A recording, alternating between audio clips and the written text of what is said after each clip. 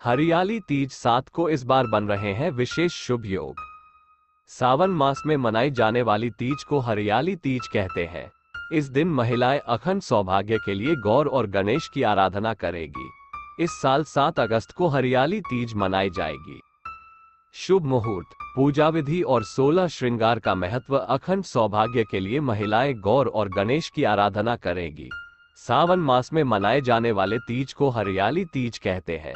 इस वर्ष ये 7 अगस्त को पड़ रहा है। हरियाली तीज सावन मास के शुक्ल पक्ष की तृतीया तिथि को मनाई जाती है। इस बार हरियाली तीज पर शिव योग का शुभ संयोग बन रहा है। इसको लेकर अभी से महिलाओं ने तैयारी शुरू कर दी है। हरियाली तीज वैसे तो मुख्यतः मारवाड़ी समाज के लोग मनाते हैं, लेकिन अब अन्य समाज में भी इस व्रत की परंपरा चल पड़ी है। हरियाली तीज का शुभ मुहूर्त।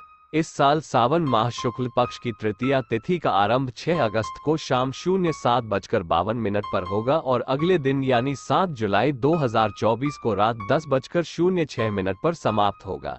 इसलिए उदया तिथि के अनुसार 7 जुलाई को हरियाली तीज मनाया जाएगा। शिव योग का होगा निर्माण। हरियाली तीज के दिन सुबह 11:41 से लेकर अगले दिन तक शिव योग का निर्माण होगा। मिट्टी की बनी शिव पार्वती की प्रतिमा को पूजने की परंपरा। सुहागिन महिलाएं अपने पति की दीर्घायु के लिए शिव पार्वती की आराधना करती है। इस दिन हाथों में मेहंदी रचाना शुभ माना गया है।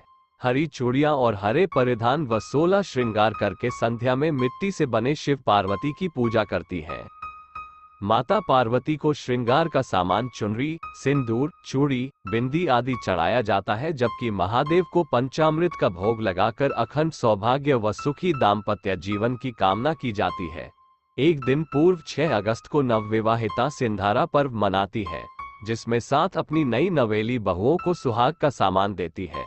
इसी सुहाग की सामग्री को लेकर अगले दिन सुहागिन तीज का व्रत करती है। हरियाली तीज की व्रत कथा भगवान शिव ने पार्वती जी को उनके पूर्व जन्म के बारे में याद दिलाने के लिए ये सुनाई थी। हरियाली तीज व्रत कथा इस प्रकार है।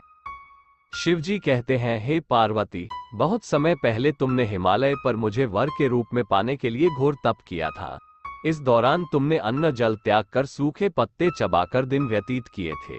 किसी भी मौसम की परवाह किए बिना तुमने निरंतर तप किया। तुम्हारी इस स्थिति को देखकर तुम्हारे पिता बहुत दुखी थे। ऐसी स्थिति में नारद जी तुम्हारे घर पधारे। जब तुम्हारे पिता ने नारद जी से उनके आगमन का कारण पूछा तो नारद जी बोले, हे गिरिराज, मैं भगवान विष्णु के भेजने पर यहाँ आया हूँ। आपकी कन्या की घोर तपस्या से प्रसन्न होकर वह उससे विवाह करना चाहते हैं। इस बारे में मैं आपकी राय जानना चाहता हूँ।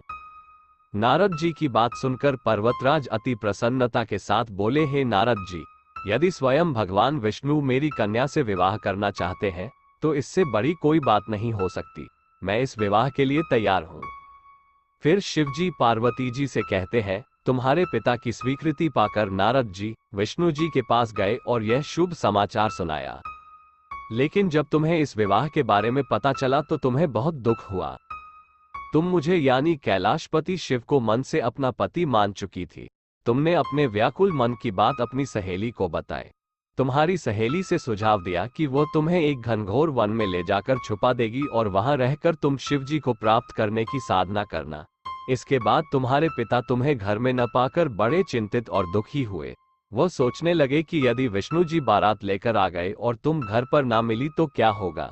उन्होंने तुम्हारी खोज में धरती पाताल एक करवा दिए, लेकिन तुम ना मिली। तुम वन में एक गुफा के भीतर मेरी आराधना में लीन थी।